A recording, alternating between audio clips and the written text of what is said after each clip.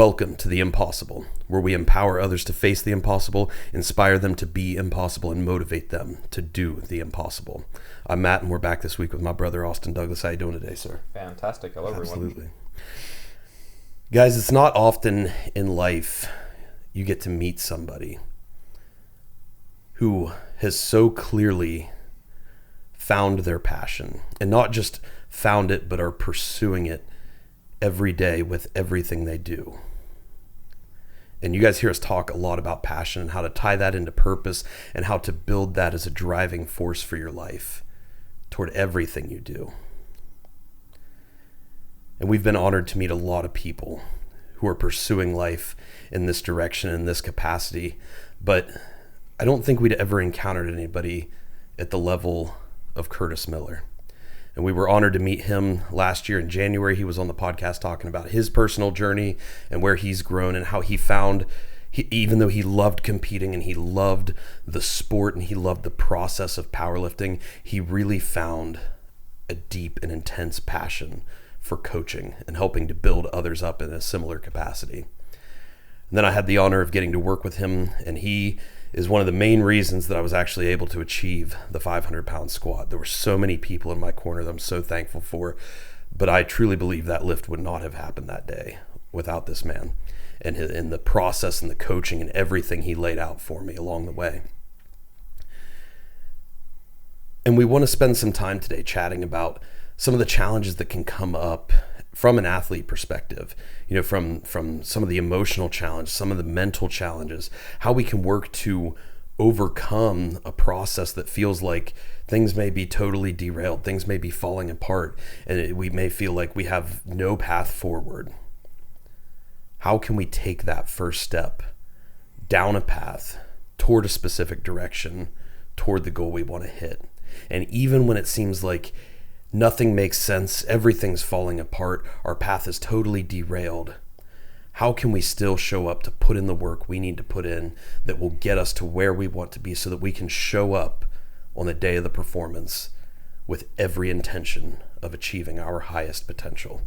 I think there's no better man that can speak to that than Curtis Miller. So thanks for being back on the show, dude. Man, that intro meant a lot. It meant more than you know. So I really appreciate it. I appreciate the opportunity to be back here. I appreciate the opportunity to help you pursue one of your biggest goals in life. And it being there meant a lot. And the things that you just mentioned and touched on about continuing to overcome, continuing to push yourself in the direction that you're trying to go, that's my main mission as a coach and everybody who I work with, because life is not linear, and especially training. And there's going to be times, like we talked about earlier, everything's about waves. You try to ride the wave wherever it is and continuously push yourself to work through that if you need to, or ride it out if you're at a really good point. And I feel like for me as a coach and with a lot of people that I work with, it's about meeting them where they're at and then coming up and bringing them up to that next level where they need to be in order to achieve what they want to achieve. Yeah. So really resonate with that. And that's going to have a lot that goes into it. Like I imagine there's going to be so much more outside of just the physical process of here's your program, here you do these lifts. Yeah. How do you help your athletes manage some of the mental and emotional? I'm sure you have to be really in tune with what each athlete needs too, because I'm sure some people need a little harder hand and some people need a little softer hand to kind of help guide them. How do you balance all that as a coach? Well, I think part of it is, as a coach, you have to be honest with yourself about what it is that you do. In my opinion, a coach is somebody who, there's a difference between a coach and a programmer. Not to get too far off path, but I think there's a lot of people out there who think they're coaches and they're programmers. A coach is there every step of the way. Think about every great coach you had in any sport that you ever played, in anything that you ever did. And you can remember the lessons that you learn from that coach. They stick with you to this day, regardless of if you were 6 years old when they taught you something. And those are the things that are going to have the biggest impact on the individual, because regardless of if it's powerlifting, bodybuilding, you're running marathons, the person that you're coaching is an individual. and you have to work with them on that level first. You have to understand them and build a relationship on that individual level before you can even dive into the X's and O's of this is what we need to do tomorrow. Now that takes time, obviously. It takes, in some cases, years, depending on the person. But you have to, as a coach, you have to put in the effort with the communication and the relationship building with that person if you truly want to be a coach and what a coach stands for. And when you do that and you build the trust with the individual, and then you have great communication over the weeks, over the months, over the years, you can really understand, you can get ahead of them. And what I mean by ahead of them is like their life, right? When you know what they do for a living, you know what they do for fun, for recreation, you know how they train and how they respond to different types of stimulus and different type of coaching cues. You can almost get ahead of where they're at. And you know from week to week, okay, this is what this person is going to need next week, whether that's from a standpoint of programming or whether that's from a standpoint of communication. So that's the biggest thing, is just knowing your individual who you're working with and trying to be in the moment with each person. And me as a coach, I never try to take on, what I would consider too many people, because that's a disservice to them and the service that I'm providing to them. So with the amount of people that I work with, I can really invest the time because I have the time to invest in each person and get to know them on that level. And then from there, it's just, let's set small goals and let's work towards them because we're really on the same page together. And that's got to be so much more invigorating and empowering for you as a coach too, because you've got to be like building intense relationships with these people. And it's like, it's almost kind of like watching your kids go up and like compete, rather than you just writing a program and they text you about how it went, like you're actually like emotionally invested into their performance and their success. And that's got to serve a great two-way relationship. It makes you want to work harder for them, and it makes the athletes want to work harder for you as well. And it's one of those things where I think I developed the ability to be able to do that with the different individuals through the things that I had learned growing up and along the way, whether it was from my parents, whether it was from mentors, whether it was from coaches. I learned what I needed as an individual and what I responded to. But then I also had friends who I was playing sports with who responded to different things.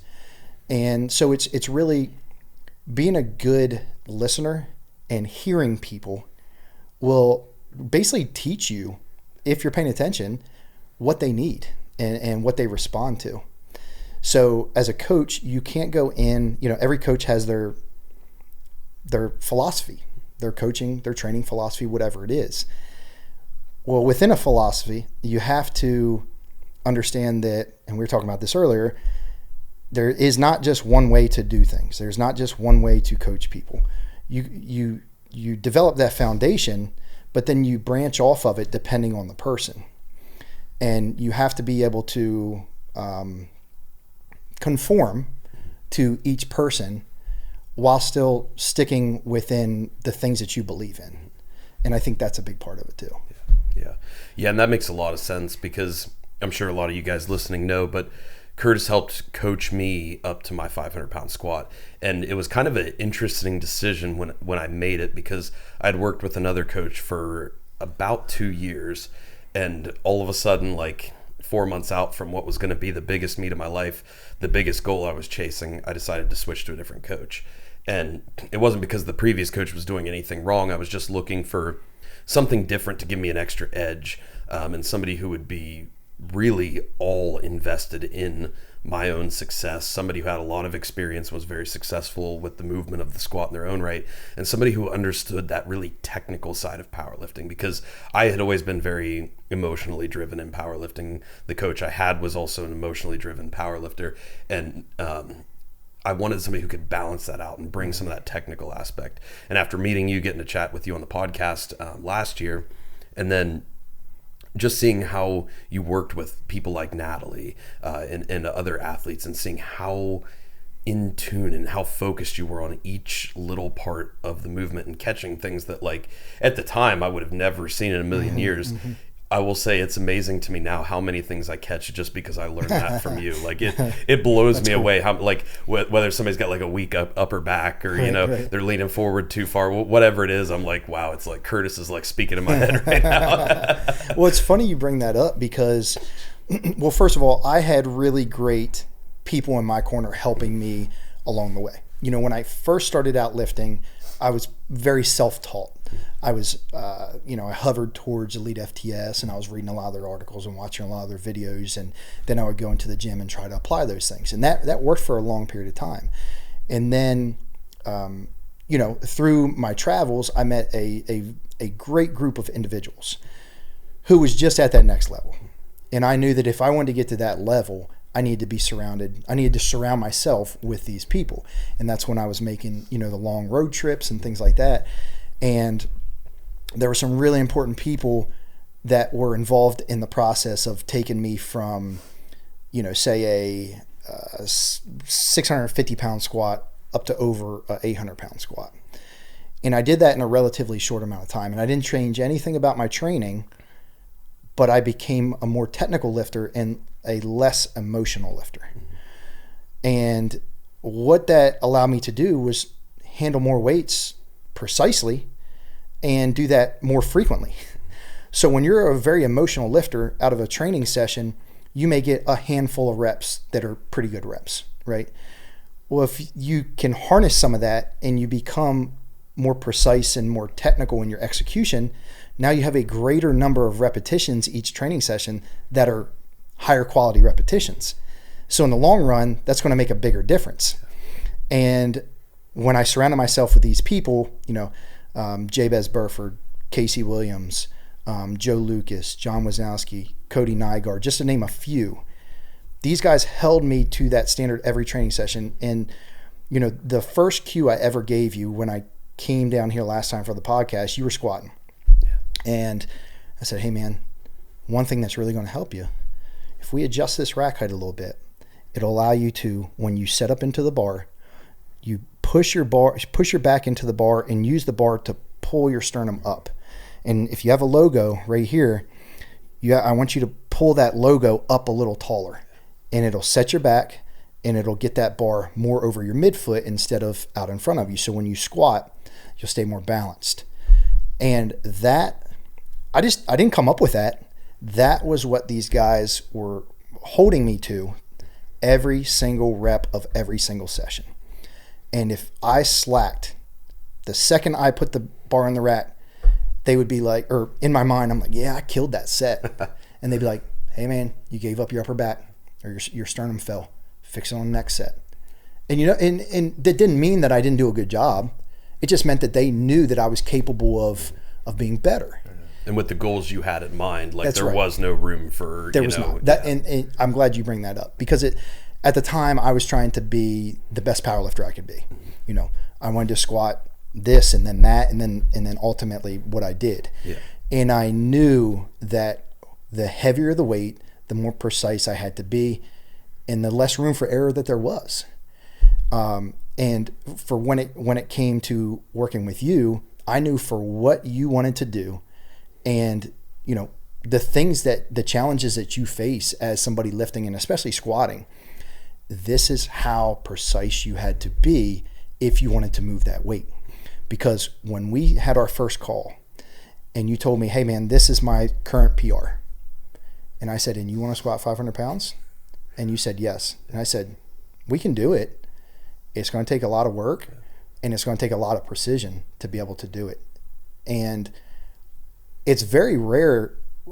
It's very rare you have people put 40 pounds on their squat in a year, and you did it in 4 months, right? Yeah. I squatted 462 at December meet, but then I'd basically backed off from squatting a lot because I was really sick last winter.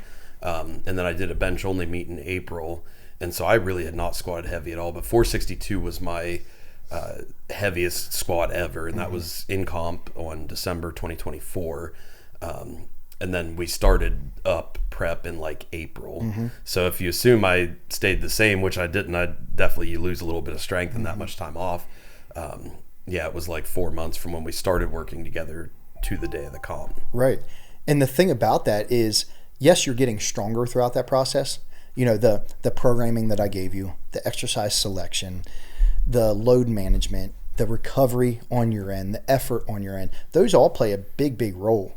But your ability to handle the weights that I was giving you every week and to perform them with that amount of precision and execution was one of the biggest factors that you were able to ultimately squat that. Because, and we can get into this too, but you know, you had that miss on your second attempt, which was your first attempt at 500. And I was back spotting you. And as you're going down, I can see everything, right? And I saw where the lift for you kind of fell from a technical standpoint. You walked off, you and Austin talked, you came back around, and you said, did you see anything that I could have done differently? And I said, man, you need to open your hips up. You need to get your sternum up a little taller when you get under that bar, right? Take a deep breath before you get under that bar. Set your back in the point where your head is up when you're setting your back under the bar, not looking down. And use the bar to pull your sternum up, and that's going to set that bar right over the center of you.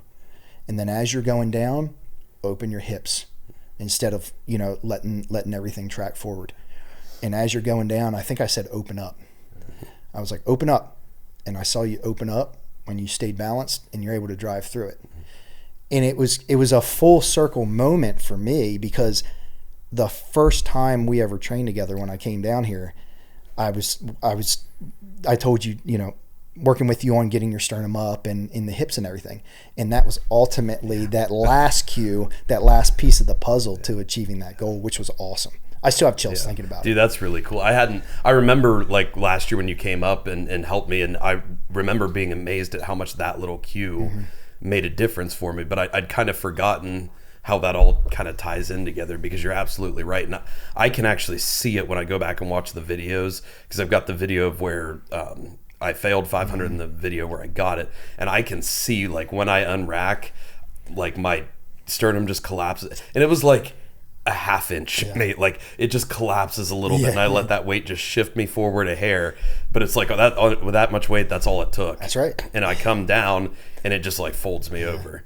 And so it was just wild how one small little thing like that can totally just alter the course of a lift. And I think that's why that's one of the things I love so much about powerlifting, is you just have to be all in, 100% plus focused on what it is you're doing. There is no room for anything external. And something about that process is like really, really therapeutic for me.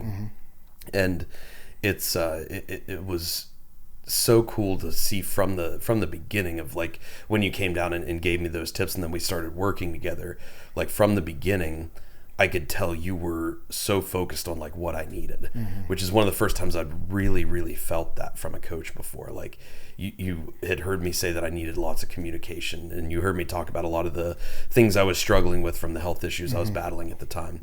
And anytime we would do something, especially in those early days where we kind of did like a small like 8-week off season kind of thing. And every time I like did a movement, I'm like, this isn't really working for me. You'd like switch it up, and we'd find something new and find something that did work. And it was so reassuring to see that from the athlete perspective, and know that like I had you in my corner in that capacity, and that if I have concerns or questions or feel like something isn't locking in, like I can bring that up. That's right. Yeah. And so I wanted to dive into a little bit about what your philosophy was with that prep, and chat about some of the challenges we had along the way, because I want to show this to you guys. We hear it so much or we see it so much where, you know, there's the whole physical side to powerlifting, but there's also this strong mental and emotional component to it as well. And those are the 4 domains of performance we talk about: the mental, emotional, spiritual, and physical. And powerlifting is so much more than just the physical, because when you're in that moment, under a weight you've never held before, trying to lift more than you've ever lifted in your life, it's going to demand all 4 of those areas be totally locked in. And we see it so much where if there's a failed lift, if you have a bad training session, if there's external circumstances going on in your life, if you've got small tweaks or injuries, we see it where so many athletes can let this get in their head and they can feed into it, and it can tear them down and totally collapse the track they're on toward their goals, toward that performance. And we've even seen it, unfortunately, where it can totally derail somebody during meet day.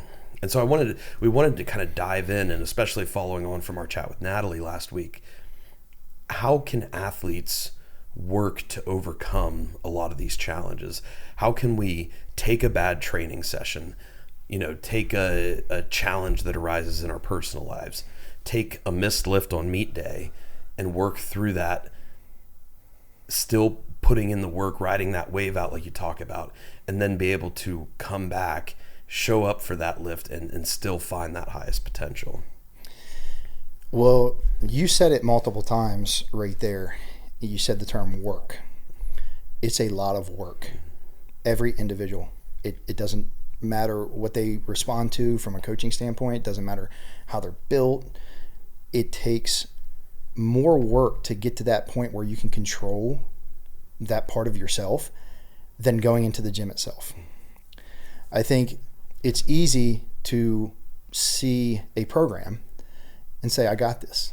Go into the gym, go get under a bar, do these exercises, feel good, walk through the motions some days, which some days that's what it takes, right? And then just not worry about or not focus on the other factors that go into your overall success. Because when people go into the gym, it's a hobby to a lot of us, right? It's a escape. It's a therapy for a lot of people. So I think some people forget that when you compete in powerlifting, you are willingly signing up for a competition. There's a contract that comes with that for yourself. There should be anyway. That says, I'm signing up for this. This is something I want to do. I'm going up there to compete. I'm going up there to set goals and go work to achieve them. That means that you have to accept and you have to execute everything else that comes along with that. And that comes with controlling everything about your life that you can control. We understand that there are a lot of things that are out of our control, factors that we have no control over. And I think that's one of the biggest things, and I preach that to a lot of people that I work with, is we all have lives. Things happen. Stuff pops up. There's things that are going to be on our mind. If we work hard, and it takes hard work to only focus on the things and to perfect, to a certain standpoint, the things that we can control every single day in a 24-hour period, then that is going to take care of such a huge part of that mindset and of the overall preparation. When we get to the point where we let those outside factors constantly come in, and we know it's easier said than done to keep them out, right? No, I don't think anybody is perfect at it. Life affects everybody. But the more frequently we let things come in that we have no control over. And my dad always used to say, and he still says it to this day, don't let anybody or anything live in your head rent free. I think that's like an old wise saying right there, right? I love that line. So let's bring it back. But don't let anything or anybody live in your head rent free. And the more you do, the less you're going to be able to have control over every other situation that you're in, especially training. And some of my training partners and some of my clients, and I didn't do this from a malicious standpoint, but when we would train at Union together, they'd come in through the doors and I could tell I could expect what their day was going to be like. If you come in that door like this, chest up, eyes straight ahead, feeling good, I know that there's a damn good chance you're going to have a really good session. It's not always going to be like that. If you come in and your head's hung down a little bit and your shoulders are a little forward, I know that something's a little off because I know who you are as an individual, right? And I know that's That's not your norm. I've legitimately taken some of my training partners and my clients, and I said, hey, I want you to do me a favor before we get started. Walk back out those doors, turn around, and come back in ready to train. For these next 2 hours, you owe it to yourself to be solely focused on this and making yourself better. It's only 2 hours, and for some people it's only 2 hours, like 4 times a week, 3 times a week. That's not that much in the grand scheme of things. You owe it to yourself and everybody else that you're with to come in, and for those 2 hours, this is the only thing that matters. You are the only thing that matters. Nothing else outside of these doors should be able to have an impact on what you're doing and what you're about to accomplish. Easier said than done, but that's gotta be, when you have big goals, I mean, shit, when you have just regular goals, like that's what it takes. Mm-hmm. And I think that's one of the biggest things that I always try to communicate with everybody is, from a weekly basis, when we check in at the end of the week or during the week, are you controlling everything you can? How's the week going? What do you got going on? And that's where that communication really comes into play. So that's step one. Yeah, that's first step. And I remember we learned that from you when you were on in January, and it was such a powerful thing for me. I latched on to, and I've really incorporated in a lot of areas of my life. You were talking about how when you work with athletes, you tell them, like, I don't care what you're thinking about when you're driving to the gym. I don't care what you're thinking about when you're walking up to the doors. The second you step through that door, you are only thinking about training. Mm-hmm. And I think that's such a powerful perspective, because I've actually been working to expand that to every single area of my life. Mm-hmm. No matter what I'm doing, I try to be 100% in that moment, mm-hmm. focused on that task. And I found that it's kind of a hack in productivity, because you can be so much more effective when you are 100% focused on whatever it is you're doing at that moment, mm-hmm. that you can actually get more work done in less time. That's right. And I think that's how so many of these people that are such high performers in life, you know, you look at like the Elon Musks of the world, mm-hmm. like, that can just accomplish so much in the same 24-hour period. I think that's how they do it, is mm-hmm. they can just be so intensely dedicated to one thing at a time. And I think that's a very powerful skill that we can all work to build. Mm-hmm. If you're hanging out with your kids or hanging out with your family, you're only focused on your family. You're not sitting there scrolling through Instagram, you know, doing whatever else you might be doing. Like, you're with your family. Mm-hmm. And then an hour later, maybe you need to go work, and then you go to a different room, shut everything else out, and you work for an hour, and you focus on just that. You put on, there's all these do not disturb mode filters you can put on your phone now. I play with those a lot. And so the same thing with training I talked about. You know, if you can, I can come down to the gym downstairs and just do 20 minutes of really intense focus work and feel like I trained for an hour and a half. Right. You know, so I think we can incorporate that kind of mindset into everything we do in life. Now, I think it's a skill that, just like anything else, has to be built. Yes. But it's one that is just as important as the program training we've got to do. Because if you're not showing up with 100% focus on that training, you're not going to have as effective of a session as you could have had. And not only that, but you could open yourself up to things like injuries. That's right. You know, so that's step one. How do we work to overcome some of those so like say, you know, you're an athlete, you're walking into the gym and your head is just buzzing with whatever, you had a bad day at work, your boss got onto you, whatever happened. How do you, as the athlete, then recover from that moment? Well, I want to preface this by saying the reason that I have this outlook that I do on these topics is because I've been on that other side, you know, in the past. I've had my own shit going on in life that, you know, got to me in certain ways, and I had to kind of dig back out of it.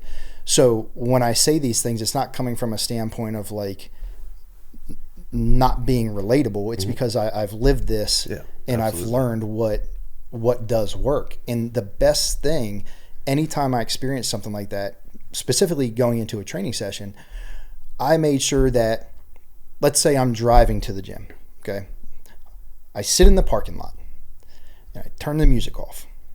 And I don't have my phone around me, and I am just breathing. I'm not even thinking about the training session, right? I'm not there yet. I don't need to think about it. I'm sitting there and I'm breathing and I'm taking deep breaths and I'm controlling my heart rate. And I'm having internal conversation with myself, sometimes external. Sometimes I'm talking out loud to myself. And I'm reminding myself that, dude, everything's good. Everything's good. We're getting one day at a time. We're going to go in. We're going to have a good training session. Okay. Then when we leave the training session, we'll focus on everything else. But for this next 90 minutes, 2 hours, you're focusing on what's right in front of you. And you're doing that because you love it. And that's something that I think we get lost in. The more we do something and the better we try to be at it, the easier it is to forget why we started in the first place. And you have to consistently remind yourself why you love it and why you do it and how far you've come, how much progress you've really made, and how much you've grown as an individual throughout that process. And I feel like the more we remind ourselves of that, the more we would be able to control our thoughts, control our emotions, get through challenging times and in tough days, and just stay the course. Yeah. But that has to come from a willingness to be able to do that. You have to want to be able to do that. You can't run away from it.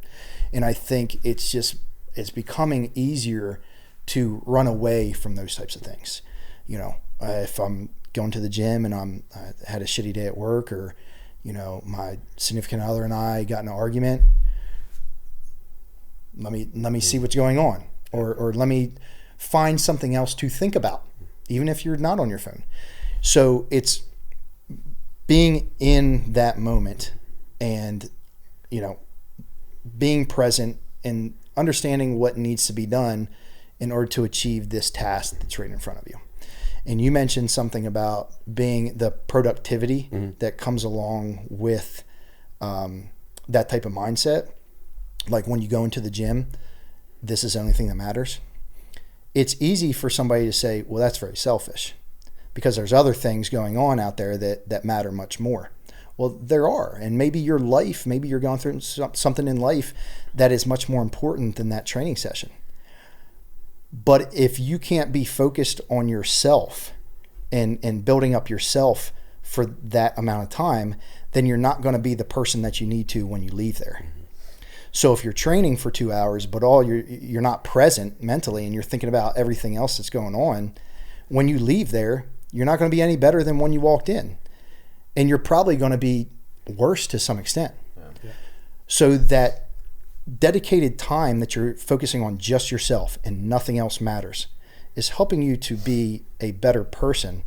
And it's actually building more efficiency in other areas, because then you can be more present in those areas after that. So I know I talked in a circle bit there, but that's just something that I wanted to touch on. No, I'm really glad you brought that up, because it's absolutely true. Like, it can seem, and sometimes especially when you first start doing it, it can feel like a very selfish thing. Yes. But then in those moments, like say you go to a different room, you shut your family out, and then you work for an hour. You get that work done for an hour, and then you don't have to think about it the rest of the night. That's right. So when you go back to your family, you actually can be fully present with them 100%. And there's just no better feeling than that, to be able to be 100% present with the people you love and know that you don't have to worry about anything because you've already got it taken care of, and you will give them the very best of yourself. I give a presentation on strategic leadership, and the number one rule to leadership that I have is you have to lead yourself, because if you don't have yourself as squared away as you possibly can be, you are not going to serve your team to your highest potential. I laugh because that was a very, very important conversation and a very big turning point in my life over this last year or so that my business mentor, Paul O'Neid, and I talked about. And I was going through some of the struggles because I was putting, we both became a father recently within the last year plus. Yeah, like almost at the same time. Our daughters are like 2 or 3 weeks apart. Yeah, exactly. Yeah. And I found myself almost worried, almost overwhelmed with trying to be the best father, best parent that I could be, while being still the best spouse, while being still the best coach, and friend and things like that. And throughout that time, Paul and I are talking, and he's like, dude, I'm going to tell you something right now that you need to hear. And this is coming from a place of love.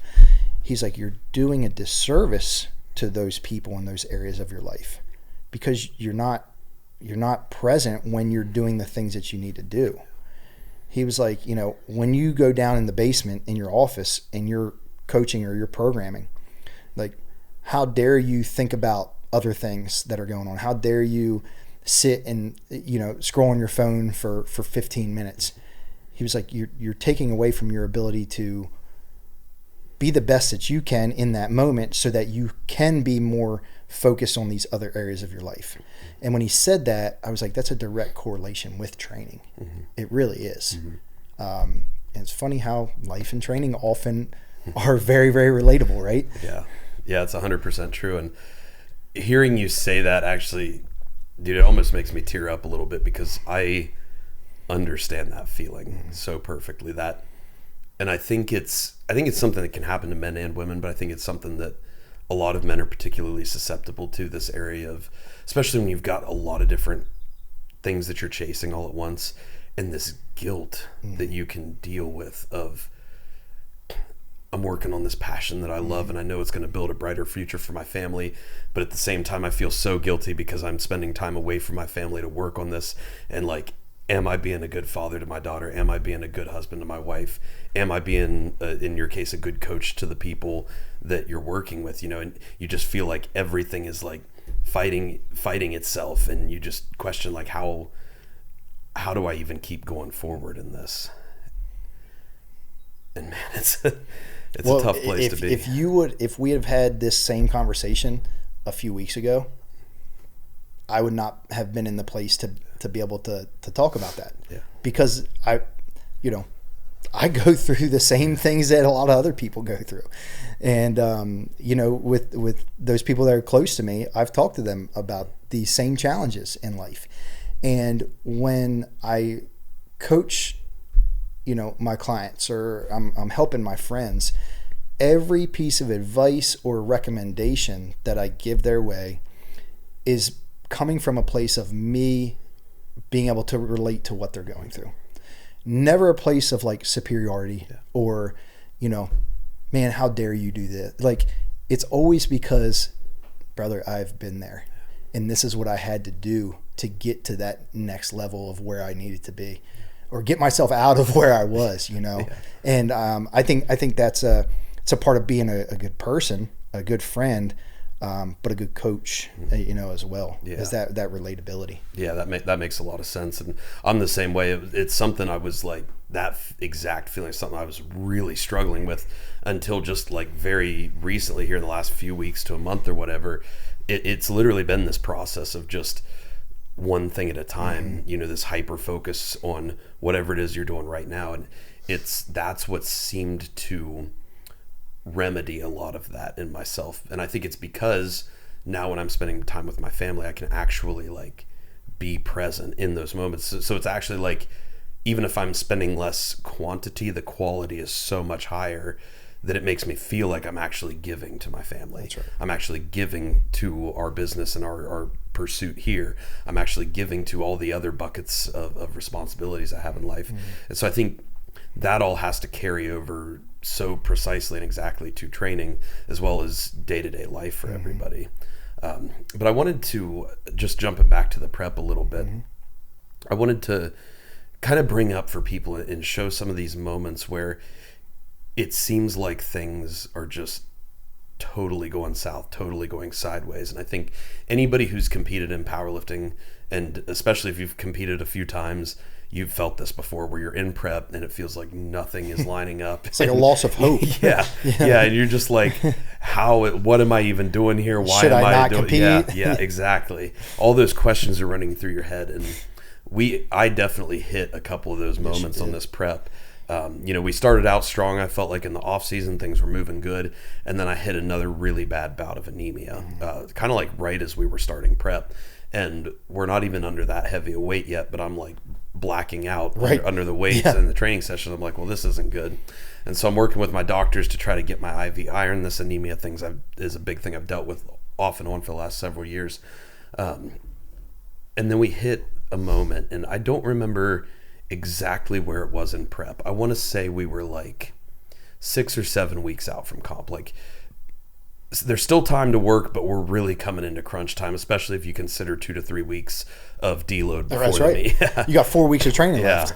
And I remember that there was a point where I think I was squatting like 380. I was supposed to do like 385 for 3 or something. Right. And it was just a really bad set. I was really high. I was shaking under the bar, like just completely shaking.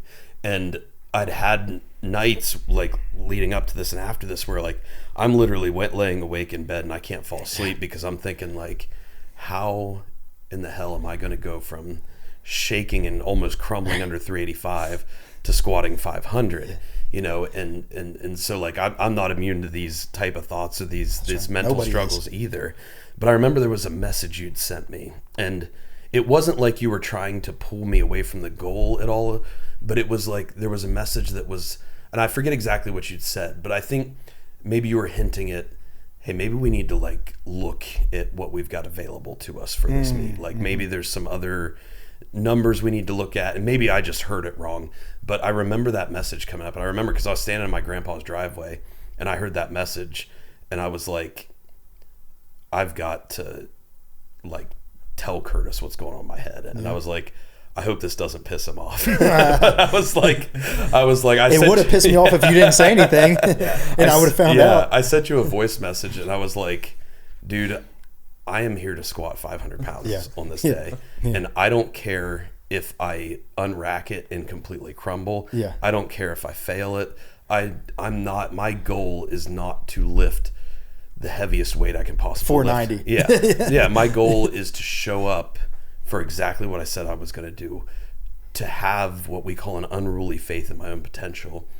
And I said, I want to stand up with that. I want to pick that weight up, and I want to come to depth. Yep. Because that's where all the challenge is for me. And if I can do that, then I showed up to do exactly what I came to do. I said, I don't care if I bomb out of the meet. I don't care if I fail.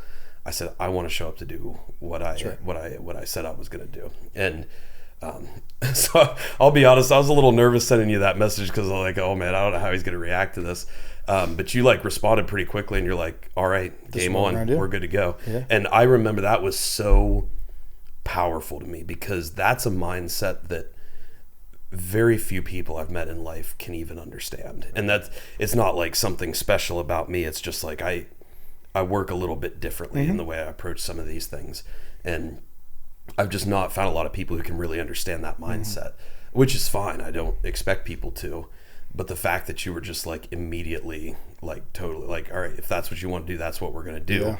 And you're like, I'm going to write you the very best program and give you the very best coaching that I can to get you there if we're going to get there. And that actually ended up being a big turning point for me, because it was like a week or two after that, I came into squat 450, and it was honestly, it was probably the best squat that I had the entire prep, even including competition. Like, for whatever reason, we all have these days of training where it's like all the stars aligned, and I just came in and like my sternum positioning was perfect, my back position was like, everything was perfect, and it was like I just came down and stood up with 450 like it was nothing. And that was such a big moment. Like, that was the moment I needed of like, maybe we can make this happen. I wish you could have seen me on the other side of the computer when I watched that video. I'm like, you know, we might need you to record some of your reactions to your athletes lifting. I get so fired up. Oh, I'm sure. I really do. And I think what I get fired up so much about is like when somebody achieves something when everything's going perfect. When training is on fire and you hit this next goal, I'm like, hell yeah, good job. When you come back from sending me the message with the thoughts that you had, feeling physically like you did, and then seeing that next session, that's what I live for. You know what I mean? And there's very few things in life that get me as fired up as seeing somebody come back from that. And part of the reason I was able to drive training in the direction that I needed to go is because I've been through, you know, shit as well, especially when it comes to training. So you don't have to be the best power lifter to be a really good coach, but you have to face all of the challenges. I mean, all of the challenges physically and mentally that come with being a power lifter and pushing yourself to a certain level. That level itself, I don't necessarily think it's objective. It doesn't mean you have to total this or you have to squat this. Or I don't think that's it. But I think you have to go from starting here to getting to this point, wherever this point is, while working through all of the shit that comes along the way and being able to learn from it and internalize it to be able to give it to somebody else.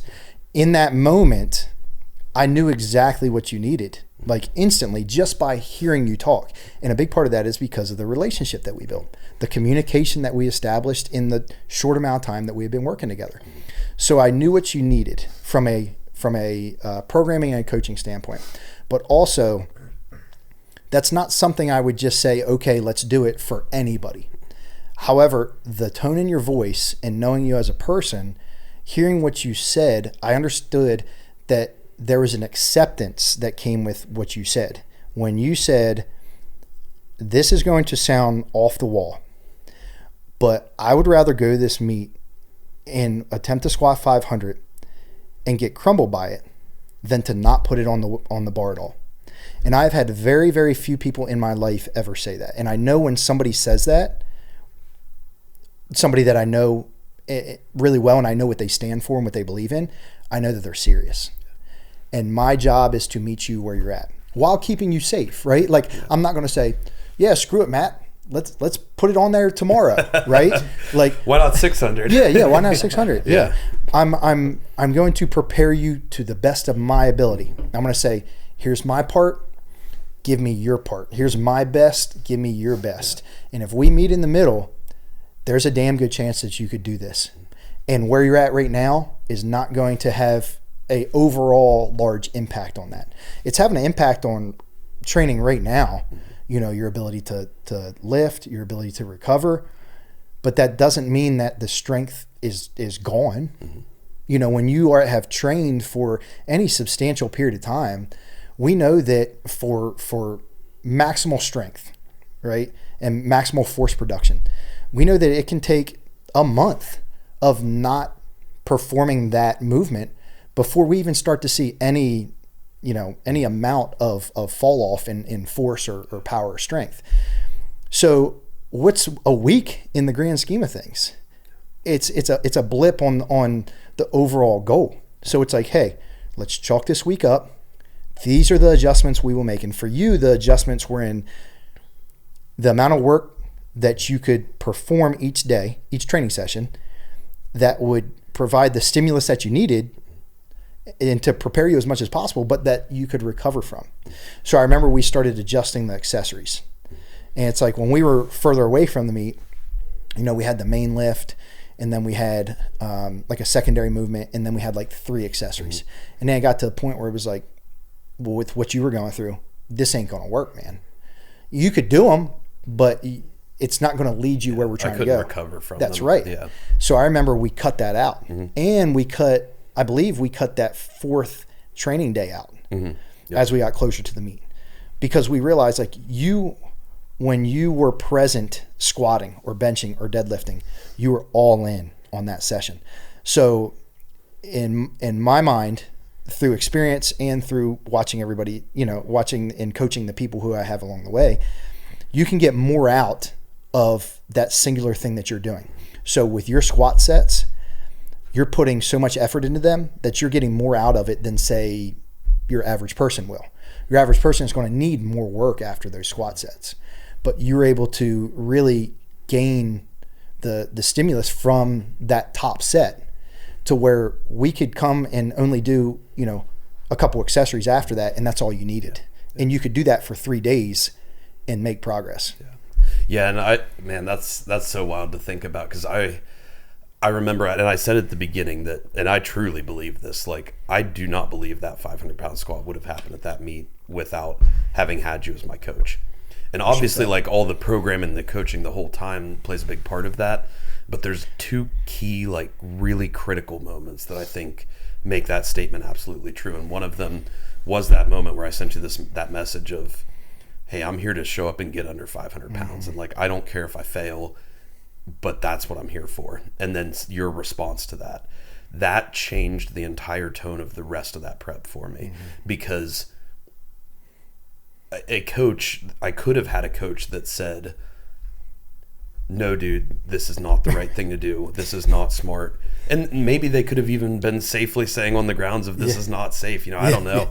But like, I could have had a coach that could have done that, and it would have left me feeling like pissed off and like, this guy doesn't care about me. This guy doesn't support me. He doesn't even want to see me succeed. And maybe I still would have gone out and done it. But the fact that I had a coach, specifically you, that immediately after hearing that was like, all right, this is what we're doing. And I could tell that you meant it. Like, you really believed in my capacity to at least show up and get under that bar and do what I was there to do. And something about that just really changed my mindset, my emotional state, showing up to those training sessions, because a big part of it was, I told Curtis I'm going to do this. That's right. Yeah. Now I need to show up and make this happen. Well, especially I going back to that conversation, I feel like I mentioned, hey man, maybe we go in and we squat this, and maybe that'll leave more for bench and deadlift, and we can go for a total. Yeah. I think that's what that conversation was. I think that's what you're saying, because you weren't like trying to pull me away from it, but I think you were like kind of shifting maybe what we could look at. Right. And I feel like that's my job as a coach, is to give options, And when you were like, nah, man, I want you to know why I want to do this, and this is what I want to do. I was like, okay, like, who am I? I'm trying to help you succeed, and I'm going to do what I can, So that's when I felt like that's when the meet prep really started. That's when things got fun. Yeah, for sure. Because it was like, well, and you brought up the line of like, you were talking about how there's a very big difference between being a really good athlete and being a really good coach. Like, they're very different skill sets, and sometimes good athletes go on to be good coaches. Like in your case, you were an amazing athlete and you went on to be an amazing coach. But it's not always like the same thing. Just because somebody's a 900 or 1,000 pound squatter does not directly translate in their ability to teach and coach somebody else. And I think we can see that all the time in the space, where somebody tries to be a coach and it doesn't always work out, but they are separate skills, and anybody can build those skills individually as well. And I say the same thing to the leaders that I train, because a lot of them are entrepreneurs, they own businesses. I say, just because you are a really good entrepreneur does not make you a good leader. Right. And I need you to understand that. They are separate skills. Now, certainly leadership is going to help you be a better entrepreneur, and even being a good entrepreneur has certain skills that will help you be a better leader. Yeah. They are independent skill sets you've got to build up. And one thing I've always been so impressed by with you, and one thing that made me want to show up to work harder for myself, but also for you as well, because I had seen how much you had invested in me and believed in me and given me this opportunity to come out and do this squat. And I think that's a hallmark of a really good coach, when your athletes or whoever it is you're training feel, and I know that all of your athletes feel this way. Like, I'm in the group chat still for the team Ironbound, and dude, it gets me so fired up every time I see that the athletes and the people come in and chat. And that group call I was able to get on after the 500 pound squat, I was like, man, this is it. Like you've built a culture here, and these athletes, we all want to show up for you just as much as we want to show up for ourselves as well. And I think that's a huge hallmark of a really good coach, and it provides a whole another side of drive and determination and discipline. And I think it helps with some of this mindset and emotional pieces that we've talked about, because even in the moments where you feel like, man, I just don't have this belief in myself right now, I don't know if I can show up for myself today, but it gives you something else to lean on. Like, I know Curtis has invested this time and energy in me, and I know he believes in me, and I know he wants to see me succeed. So maybe I can show up to perform for him today, if not myself. And I think that's a huge piece of being a good coach, if you can build that in your athletes. It's funny that you bring that up, because within the last year, I've stepped away from competing, and I battled with it pretty hard, because for a long time when I was 20 years old, I started competing, and it was my main focus, and I got to the point where I needed to step away because of the other goals that I had in life, because I could no longer give that much attention towards it. So when I stepped away, I battled these things like, I'm not walking the walk anymore for my clients, or I'm not walking the walk for everybody else out there who knows me. And not that I'm letting anybody down, because I felt like I never did anything to let anybody down. Like I felt like I always carried myself in a really good way, and I was always proud of what I accomplished, and I always was really thankful for all the support that I had, and I still am. But I felt like as a professional and as a coach, in one capacity or another, I still feel like this, I always have to walk the walk so I can talk the talk, so to speak, so that my clients or whoever I'm working with, they understand that the thing where I'm coming from is coming from a place of I'm putting myself in the same situation that they are. And now over this last year, I'm like, man, how do I keep them bought in, and how do I keep them invested? Because I think anybody can go on the computer every day and put a program up and send a little message like, hey, you're kicking ass, proud of you. Well, now you can ask AI and they'll build your program. Exactly. Yeah. And that's a whole other factor, right? And for some people, that's what they want, and that's fine. Those aren't the people that I can help. Yeah. But I want to make sure that I have such a close relationship to these people that they understand that on a weekly basis, I'm doing this for Kurt because I know he would do it for me. Mm-hmm. And it's funny because behind the scenes, a lot of people, and especially them, they don't see the things that I go through internally that are pretty much the same as what they go through. And what you said of like, you're going to show up because you want to show up for me, right? Mm-hmm. Well, a lot of times I've gotten to the point now where, you know, when competing started out as being my hobby and being fun, and then I got super competitive, and to the point where like it started to feel like a job. And then at that point I was like, well, let's make a career out of this, and everything was overlapping. It's tough some days to want to train. It really is. I'm going to be honest, because I'm spending the whole day in this with my clients and researching and reading and learning and posting on social media. And I could always be better, right? But sometimes the last thing I want to do when my wife and daughter come home is go to the gym. But I understand that it's what's going to make me better in all aspects, as a husband, as a father, you know, as a coach. So I feel like I have to put myself in those same situations as my clients are in order to be able to let them know like, hey, I got you. Mm-hmm. And it's funny because some of those days when I'm at the gym and maybe I'm internalizing a lot of things, I'm like, man, I want to show up for them. Yeah. I want them to see that I'm showing up for them.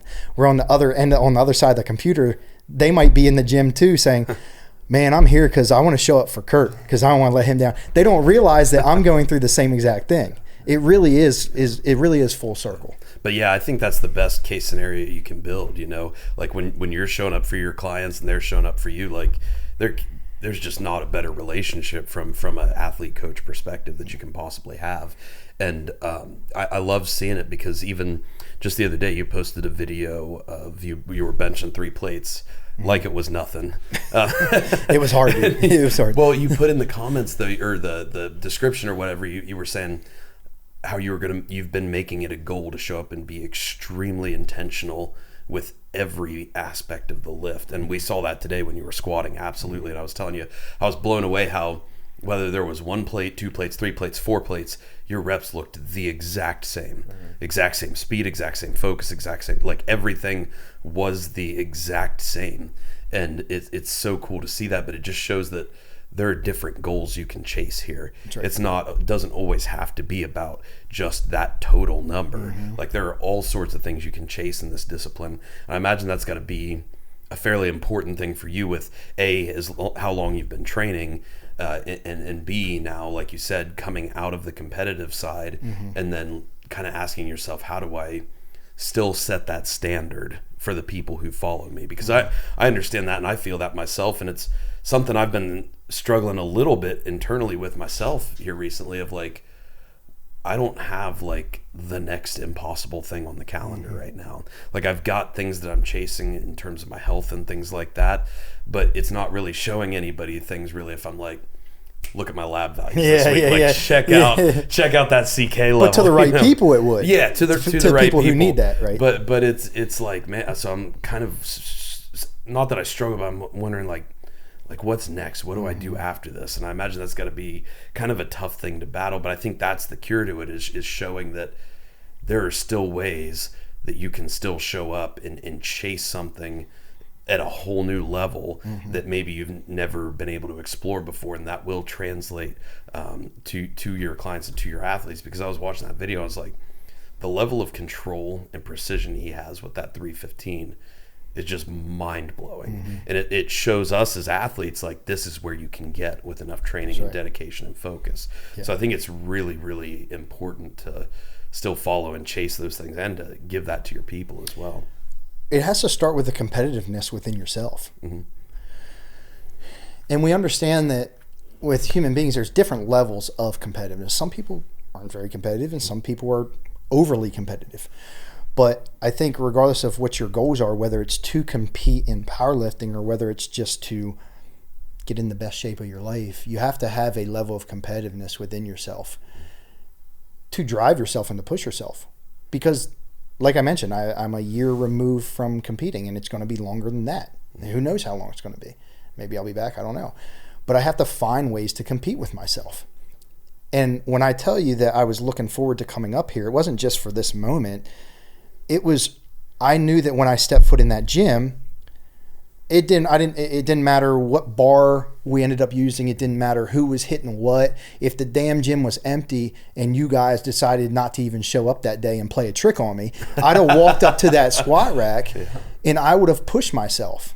And I knew that because I wasn't going to walk in through those doors today as a guest and not push myself to a point that I needed, and push myself to a point where I hadn't been in a little bit. And, you know, when you mentioned something about we were texting the other night about the Mars bar, and I was like, well, man, I might do some no hands Mars bar action. And I didn't know what that meant. Maybe it meant like a set of 20 with like 2 plates. Or maybe it meant some speed work, 8 triples. But when we got going and I started finding my groove with it, I was like, yeah, I'm going to push myself a little bit. And when we got the 4 plates, I knew, I was like, I know I don't have a lot more in me as far as weight, but I know mentally I can always take myself to that next step. And, we talk about like, there's a term that's blown up, I think, and it's flip the switch. I think everybody can throw it out there, and it's really easy, but it's a skill to be able to truly do that. And I think it's one of the skills that I've developed over time to really be able to do that. And sometimes I need to do that in order to remind myself that I still have to push myself, because it's easy to get comfortable. I think as humans, it's easy to get comfortable. And the most growth happens when you're in uncomfortable situations and you get through it. So with my training, it doesn't happen every training session. But when there's an opportunity that arises, like being with you all, being at Monsters, it's time to get uncomfortable. You know what I mean? And you gotta do that. You gotta walk the walk. And I loved it, because I don't think I never really knew you during your competitive days. I think I'd met you. I think it was at the meet at Monsters when I first started. It was one meet at Monsters when you were there for Natalie, and. But I don't think you had finished your last comp at that point, I think, or at least you were close to it. Yeah. I think I might have. I'm not sure. Yeah. So anyway, I just not ever gotten to really see that like hardcore, all out competitive side of you. Obviously, I've seen videos and things like that, but seeing that today was pretty freaking cool. Yeah. I'm not gonna lie, I really enjoyed that, and I enjoy that in general, and it gets me fired up, makes me want to push harder as well. I wouldn't have done what I did today, even if you hadn't been there. Right. And it was real rocky what I was doing today. But it was my first time back since the injury on my leg, actually being underweight on the prosthetic, and I didn't know how my body was going to take that, but it actually felt better after being under that weight, because I think some part of my body just kind of, well, you brought out the term flip the switch. It was like something kind of flipped back on in me a little bit, of like, this is what we do, this is what we show up for, this is who we are. And that's just always such an important piece that we all have to come back to, because it's easy to have these moments where you fall off of what you're doing. You fall off the course of what you're doing, whether you've got a meet coming up and you just can't get yourself in the gym to train, or maybe you finished up a big meet and you just don't know where to go next. It's easy to fall in this rut.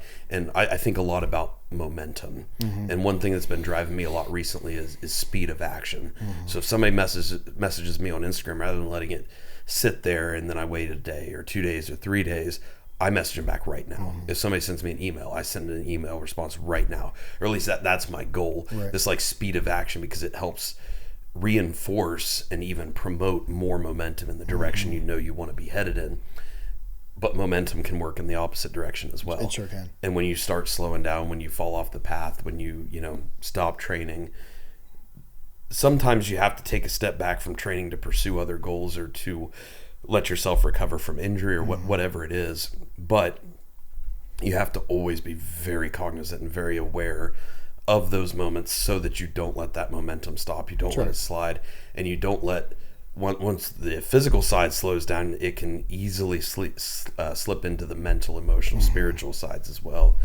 So for athletes that are like in that rut where it's like, man, I just can't get myself motivated to train, I can't make myself get into the gym, I don't know like what's next for me, what do you think are some of the most beneficial aspects in that capacity? Well, I think it's very important to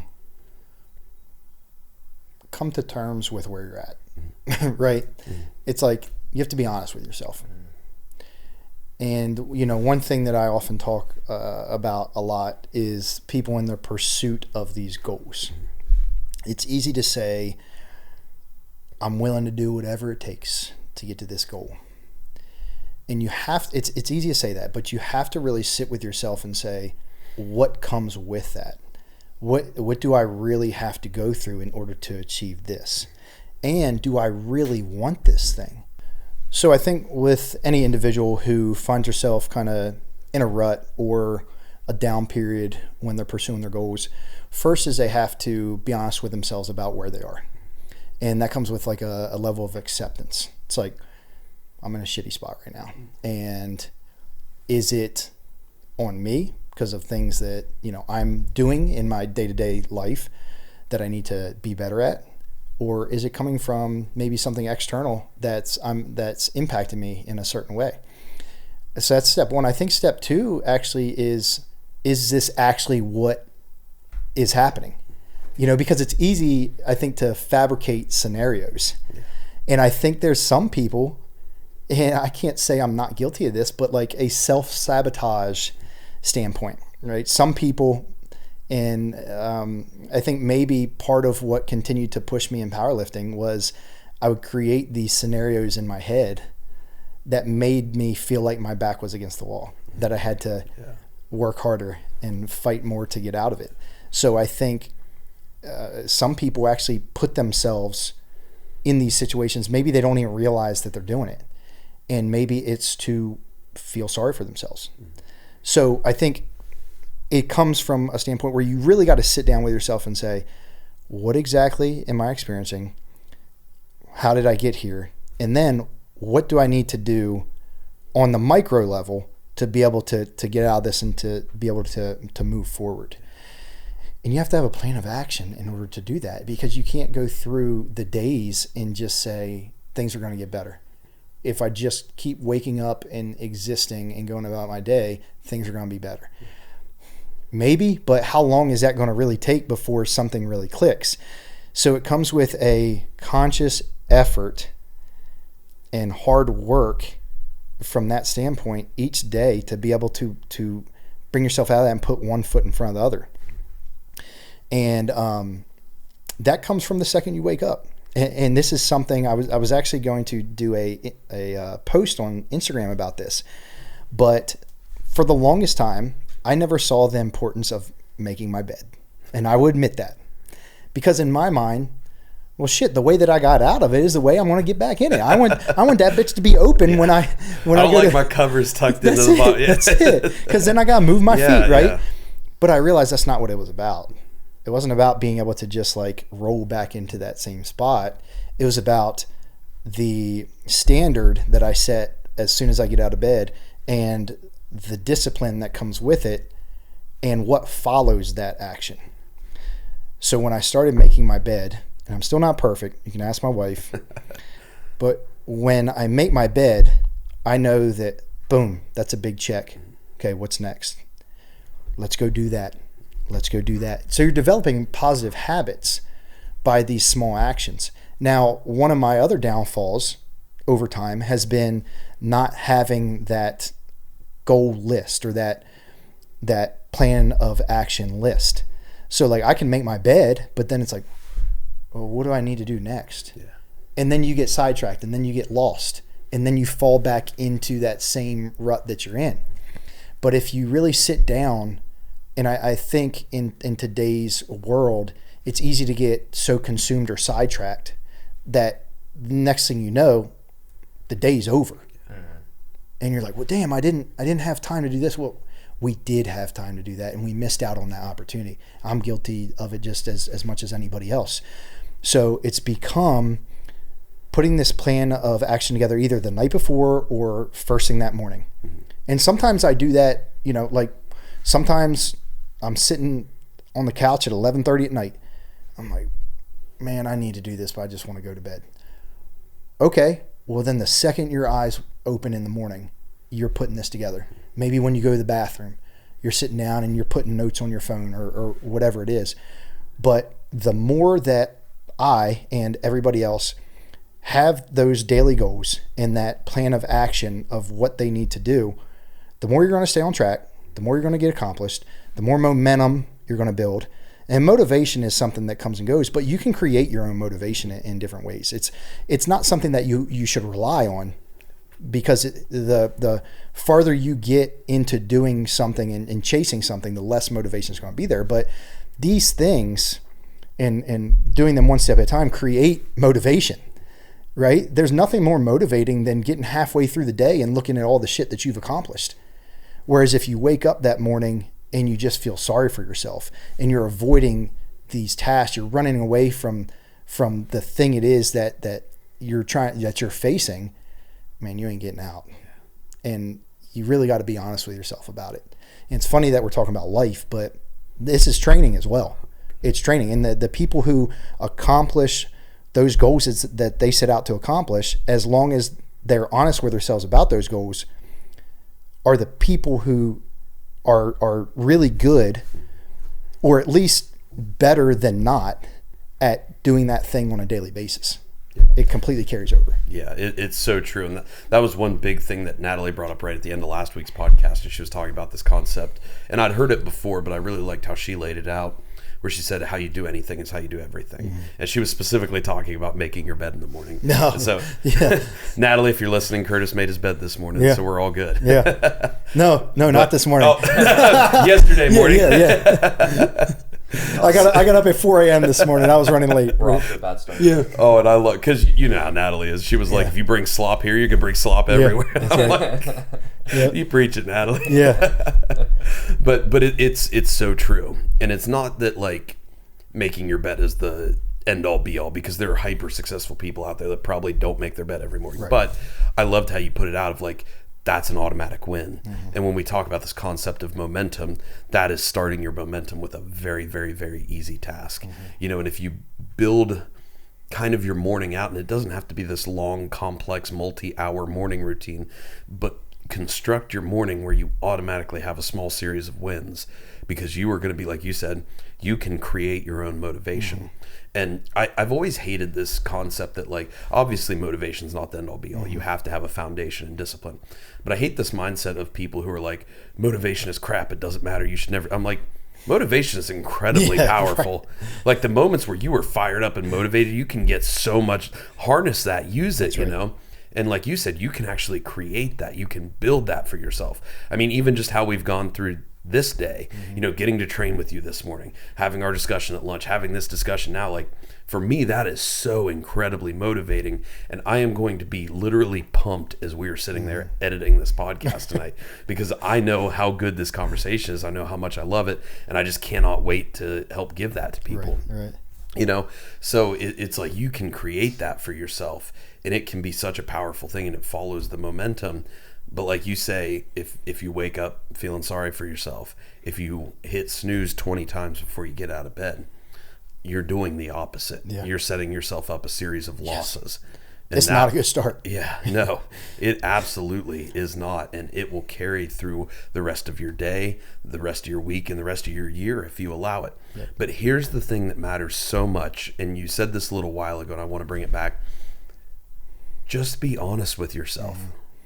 Look at yourself in that mirror and say, I'm here. Maybe I'm back in a spot that I never wanted to be again. Maybe I'm in a lowest point of my life that I've never been before. Whatever it is, just be honest with yourself and say, this is where I am. And that's okay. And it's okay because right now I'm going to start working to get better. Yeah.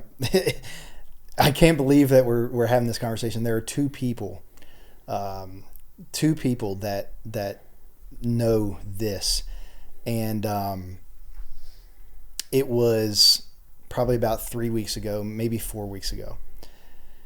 I was feeling so overwhelmed with the tasks that I had and who I felt like I needed to be and things like that. And man, I was having this chest tightness, you know what I mean? And I'm like, am I having a heart attack? You know, and I knew what it was coming from.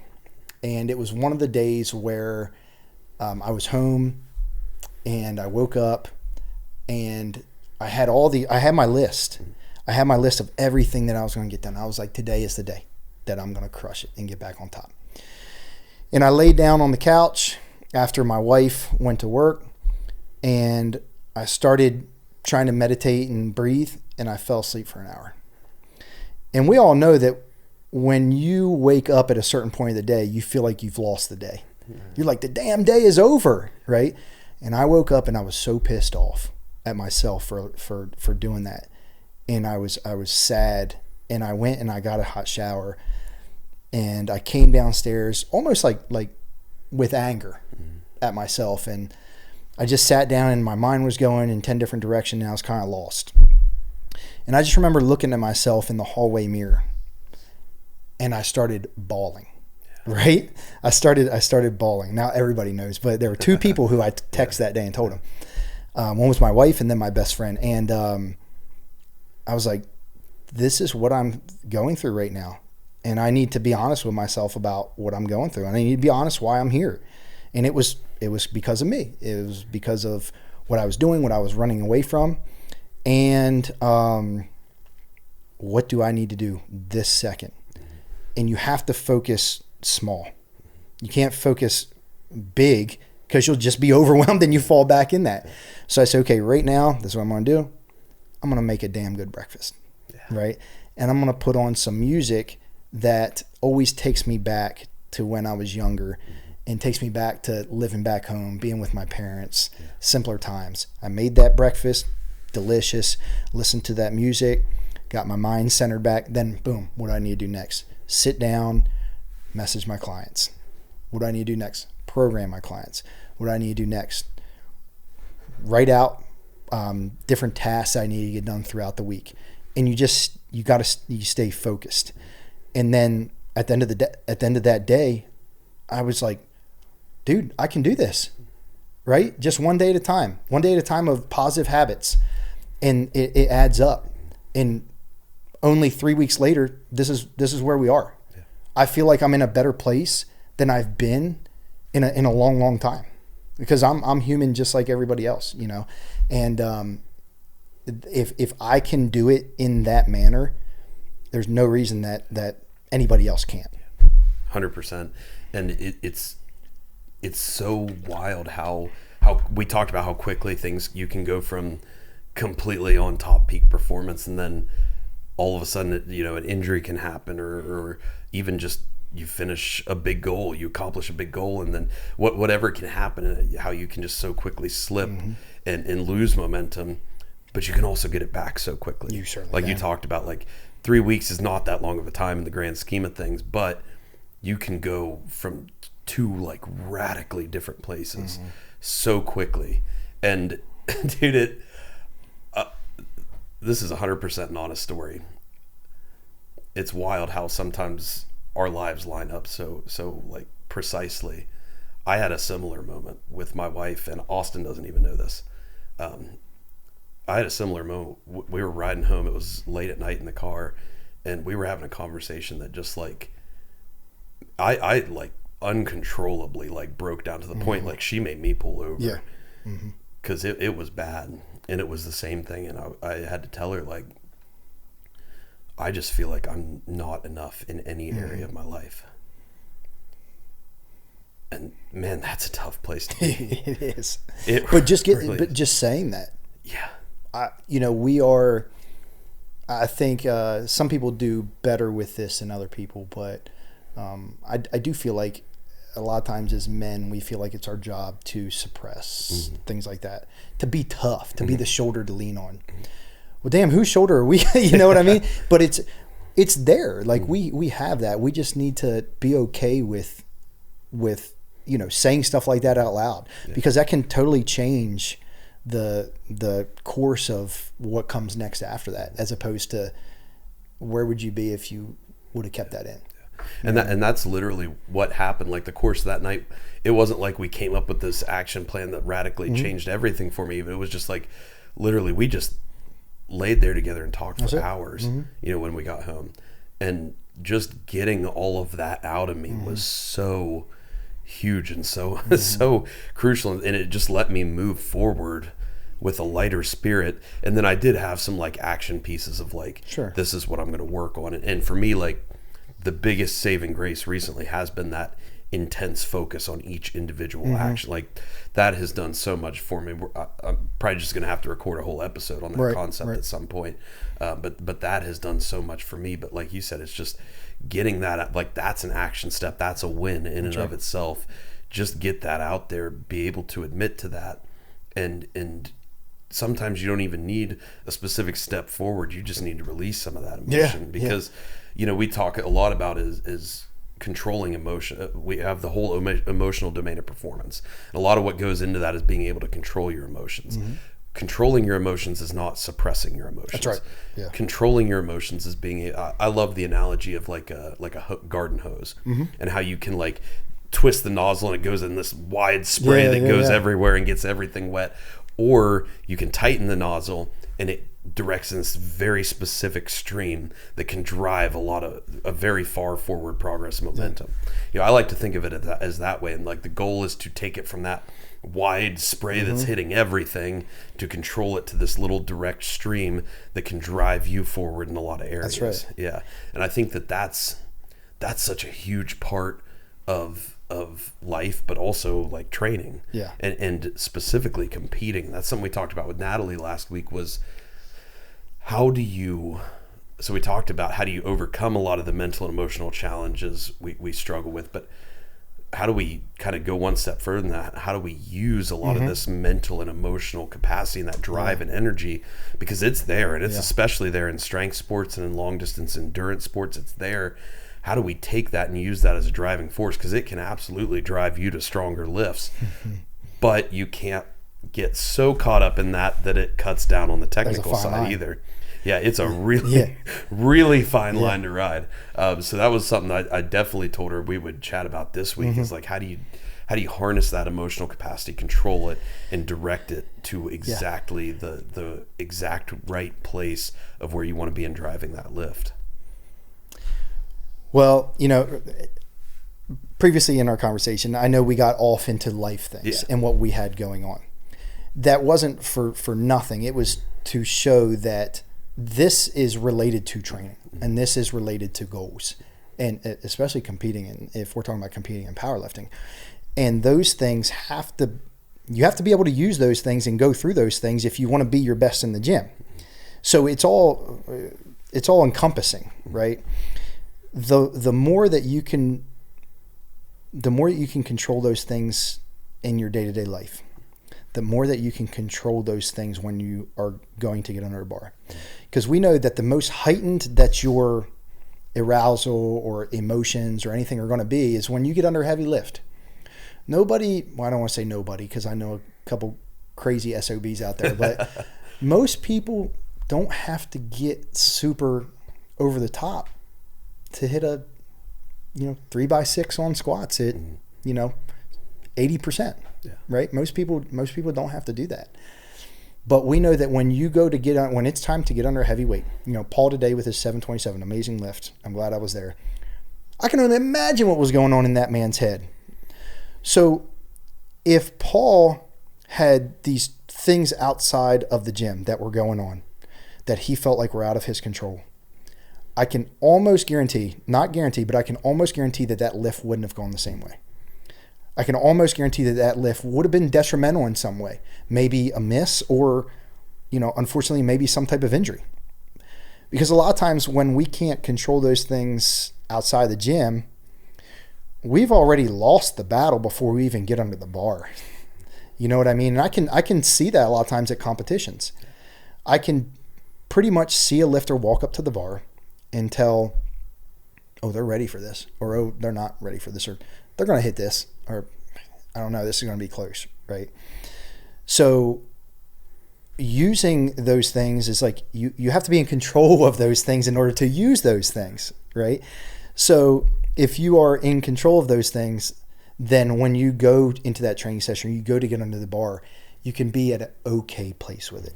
Because like lifting with anger can be hit or miss. Mm-hmm. It can work for a period of time, but it's not going to last forever. The way that I describe it with everybody that I work with, we actually just had a group call the other night. Every other Wednesday, we do a group call for whoever wants to jump on. And I always have topics. I call it office hours. And our topic this past week was the mental preparation of performing at your highest level for competition. And a way that I explain how I think is the most beneficial way to carry yourself when you are preparing for a heavy lift is to be an assassin, right? When you watch Ed Cohn, I love this. Ed Cohn's only the greatest lifter ever for a reason. How many times in any video that you watch on YouTube do you see Ed Cohn slamming his face on a bar and yelling? You may see I remember his 900-pound deadlift at 220. He walks up to the bar and he goes, yeah. And that was like the most I ever saw from that guy. And he obliterated that lift. 901 or 902, I misspoke. But he obliterated that lift. And I've been fortunate enough to learn from him in person on multiple occasions and message back and forth with him because he's one of the most intriguing people I've ever listened to because of his mindset and his approach to lifting. If this man can achieve these things, yes, there's a lot of other factors that come into lifting those type of weights for a long period of time, but a lot of it was where he was in here. Mm-hmm. And he knew that he could harness that in his mind and express it through his strength, because that's the main goal of competition. So when I tell people, I want you to approach this like an assassin, you ever see assassins get emotional? No. I mean, I don't know any personally, thank goodness, but I've watched enough movies to know that it's a business, mm-hmm. and you have to control your emotions, but that doesn't mean that you can't walk up and just kill somebody if you need to, right? Now I'm not talking about cool. Killing, right? But when you walk up to the bar, mm-hmm.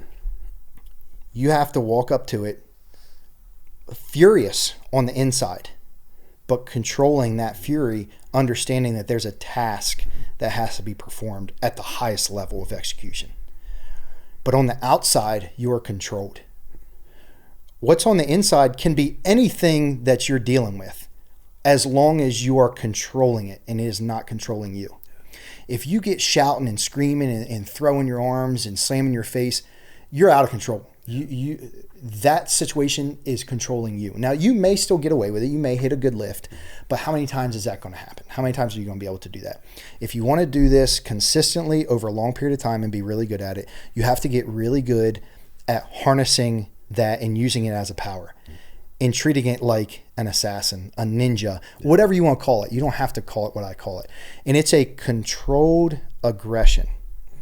And that's it's controlled aggressiveness. You don't show the aggressiveness except in the performance and the execution of the lift itself. That's where the aggressiveness comes out. There's only one place that aggressive energy should be going, and that's into the bar. Mm-hmm. Aside from that, anything else is wasted.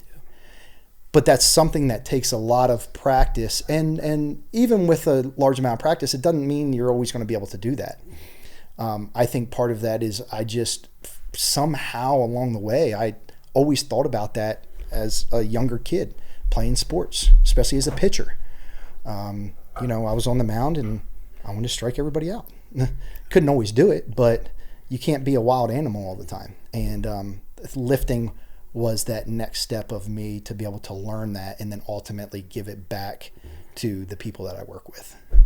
Dude, I love that analogy. Like, I love that perspective. It makes so much make sense in my brain, and thinking about like different lifters I've seen. And like you said, how there are some people out there who can go crazy and they get through the lifts. Fun to watch. Yeah. It's definitely creates a lot of high entertainment value. But that's where I came from. Like, my roots were, especially when I first started lifting, I was an angry lifter. Mm-hmm. And I needed that at the time, because it was the only therapy I'd ever found that worked for me. Like, the only thing that worked for me in getting through a lot of the darkness I was in, what I was coming through and battling through and coming out of. And I carried that like angry phase for a long time. I would say honestly until about August of 2024. Like, I was a very emotional lifter, very emotionally. There were times I was like walking up to the bar and like tears just streaming down my face because where I went to. And I don't regret any of that, because it led to a lot of really incredible moments on the platform for me of just overcoming this weight that served as this like internal analogy for me of overcoming a lot of the struggle that I've been through in life. And so I never regret any of that, because I really needed it. But at the same time, as we went through prep, I knew the 500 was going to be different. Like, it couldn't just be this like raw, like emotional place I'd been to. But I didn't fully accept that until I failed. That's 500. Right. It was an acceptance and an evolution. Yeah, it was. and that's where I've told Austin this so many times, and I don't even fully understand it myself. But I think it makes sense, because sometimes those moments under the bar can be so intense that there is so much growth and change that can happen in 10 seconds, whatever that time is you're under that bar. And I've told Austin since the moment it happened, that 500-pound squat changed me. Like, it changed me as a human. Not like totally altered the course of my life, but I stepped out from under that bar a different man than I stepped under it. And particularly, I came out of that whole squat series a different person, because, and I don't think I've really talked to you about this, because there was just so much happening meet day, and I came out and I think we opened with like 450 or something, got through that, and that was fine. We expected it to, like we didn't have any questions about that attempt. But I remember even when I showed up that day, and kind of what I've learned now, I've seen some lifters just be incredibly fired up all day from the second they walk in the door. That's never worked for me. And one thing that I made as a really big focus for coming into this meet was, because we had very small flights and they were going to be quick turnarounds, and that does not generally bode well for me. For me, I'm always better when I get the longest recovery period possible. And so I knew coming in the door that day, one of my main focuses was, if I'm not walking up to that if I'm not on that platform, I am as relaxed and cooled and chilled out as I can possibly be, which is a skill that I've built a pretty good level at. Like I can go from hitting that squat to like a little bit, just, 30 seconds later being totally calm, chilled out, and just happy go lucky. Right. So, but that was to conserve energy, to get myself into that parasympathetic state. So when it was time to flip that switch, I could really flip that switch. But even when we went up to warm-ups, it went into warm-up for squat, for whatever reason that day, and I still don't know exactly what was causing it. I think it was all the inflammation I was holding was a big contributor. My mechanics were just a little off that day. You were going a little more forward. You were twisting. You kept hitting the hook on the way up. That's what I was going to say. With like even just in the mono that I squatted every single rep on of this prep in warm-up, I was coming up and hitting the arms of the mono. And I'm like, man, what's going on here? And that's the little things that can start to creep into your mind of like, what am I doing here? I can't make this happen. I'm having an off day, quote unquote, like you put up that video talking about. And fortunately, I've been able to build up enough skill in that area that it just didn't phase me. Okay, this is happening, but it's not going to change any part of what I'm here to do today. Stay the course. Yeah, exactly. And that's what you have to do. You have to take those things as they come. If you can find adjustments, find adaptations, and find things that will help you correct that, that's amazing. You should do that. But you cannot let it derail mentally and emotionally what you're here to do. Like, I just view it as this is no factor. Right. It's not going to change what's happening on the platform. That's the message I told myself. So go up and do the opener at like 450 or whatever, hit that, get good call on that, and then I go back and just kind of get into my spotting, and I start going through my process. And I have a very specific process I go through in these moments where I'm like gonna flip that switch of doing something impossible. And I'm sure I told you throughout that prep, like, it sounds crazy, but I believe that I can actually manipulate my own physiology with where I take my mind. And I come up for that second attempt, which is my first attempt at 500, and I was in a very emotional spot. And there's a lot of reasons why. I hadn't planned on getting that emotional. I think I got a little bit out of control because it was like this moment's finally here. This thing that I've worked for years now at this, or it's been a goal of mine for years, and I've put every ounce of who I am into it for the past 4 months, and like this moment's finally here, and it's make or break. And that's a big thing about powerlifting, is like you've got 10 seconds to succeed or fail at that lift, and every little thing has to be lined up. When you're running a marathon, unless you're trying to win the marathon or set a new world record, if you're just casually running a marathon, you can show up, you can take a bad step here and there. But in powerlifting, you cannot have even the smallest thing off, or it'll derail the whole lift. And so I show up, and Austin knew it. He could tell just by looking at me, because he just knows me well enough. He could see I was too emotional, and you can see it. I was in that space where like tears are streaming down my eyes, and I'm in that spot I go to where I'm back in that hospital bed, and I'm that kid who just wants to stand up. And I get under the bar, and like you said, I didn't know it at the time because I'm like so internal that I couldn't even feel the weight on my back, dude. I couldn't hear what was going on, and I was just a little too far forward. And so I come down, and I continue to be a little too far forward, and it just collapses me. Like, I tell people, it folded me over like a pancake. That's what it looks like on the video. I get like halfway down, all of a sudden it's just like, nope. And the spot and loader team did a phenomenal job keeping me safe. They caught that weight immediately. We get it back up, we get it in the rack. I come out from under that, and it was like the only thing I felt was pure joy. That's the only thing I felt. That was at like relief. A little bit. Off of your shoulders a little bit. And so that's what I've told Austin. As weird as it sounds, I needed to fail that way. Sure. I needed to go through that final moment, and that was like closing the chapter on my like emotionally driven lifting career.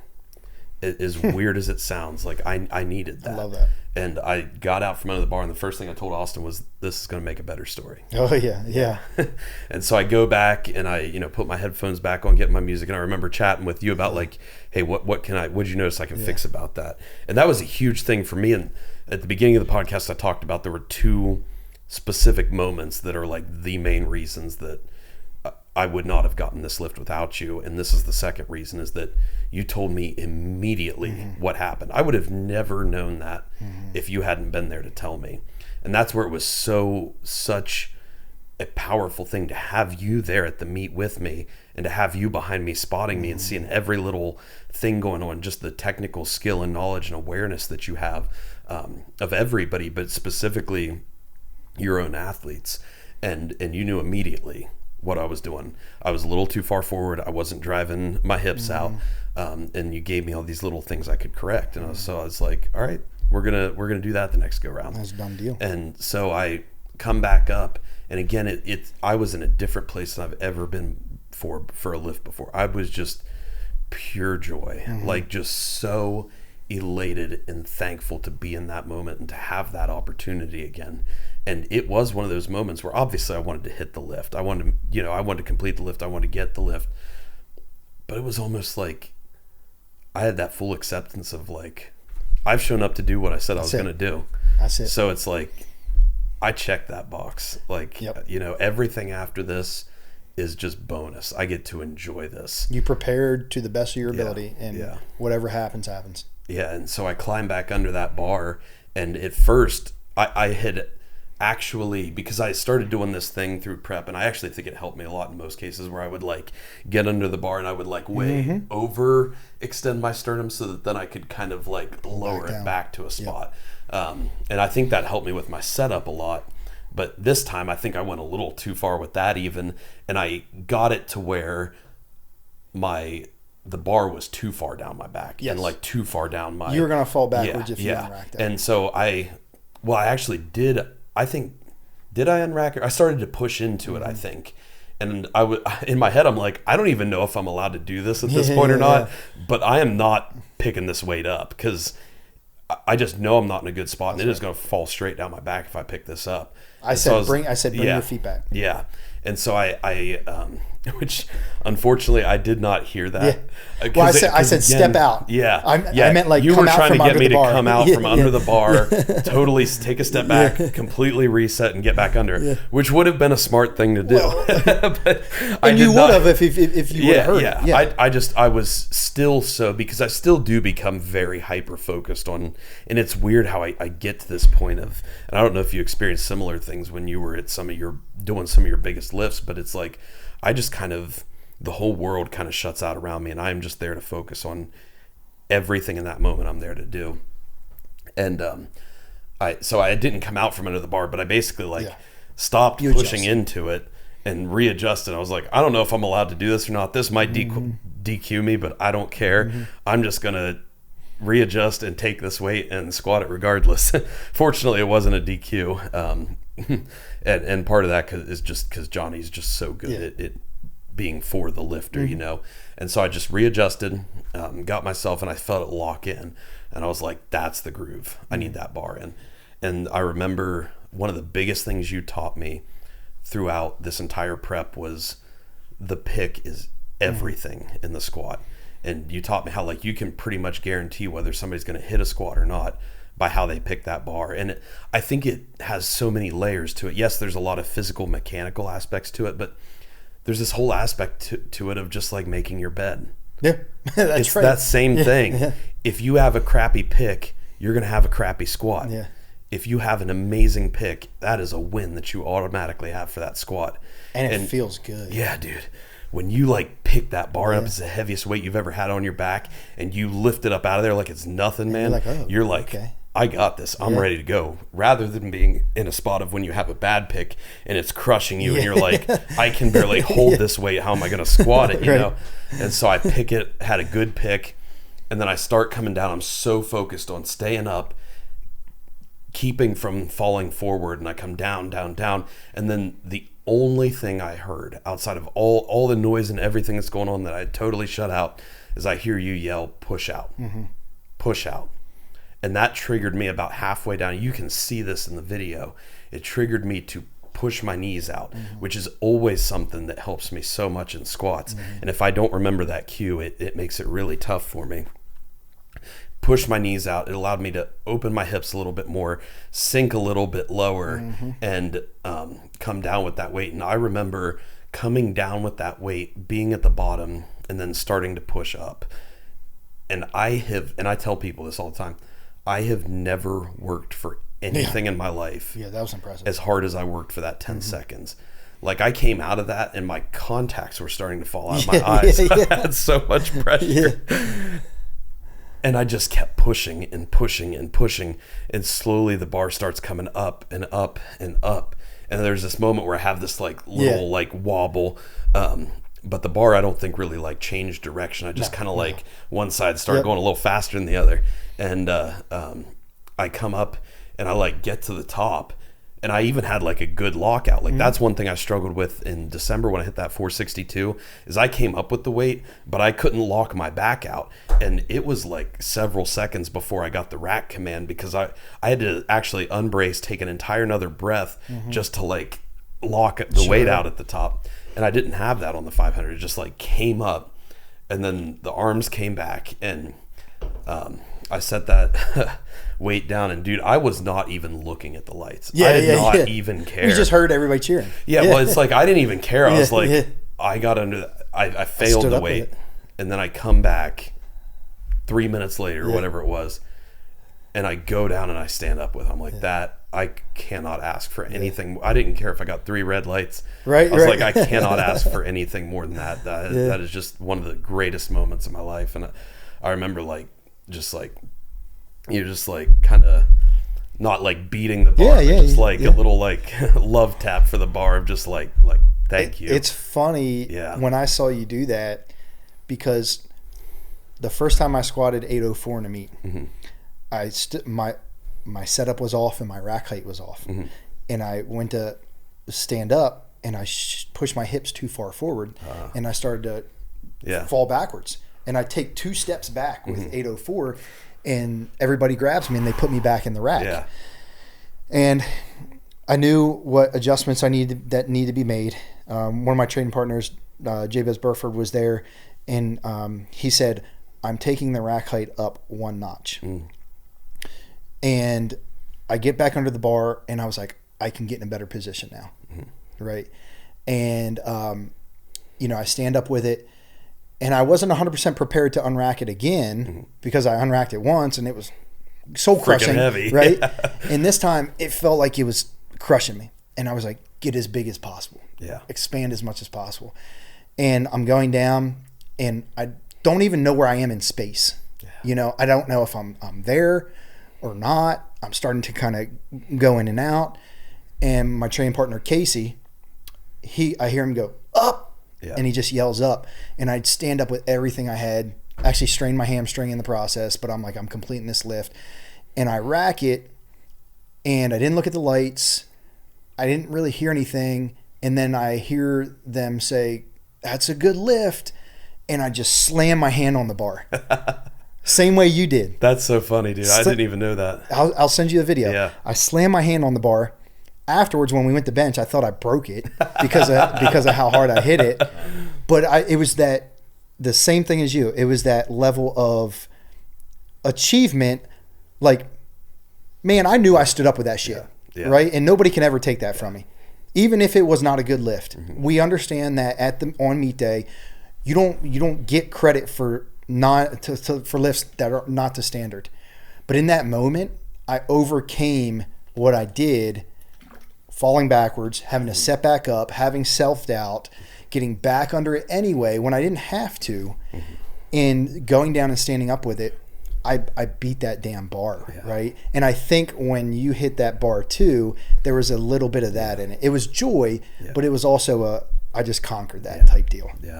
And that is a greater victory for me, and I assume it would have been for you as well, than anything that could ever be published on Open Powerlifting under my name.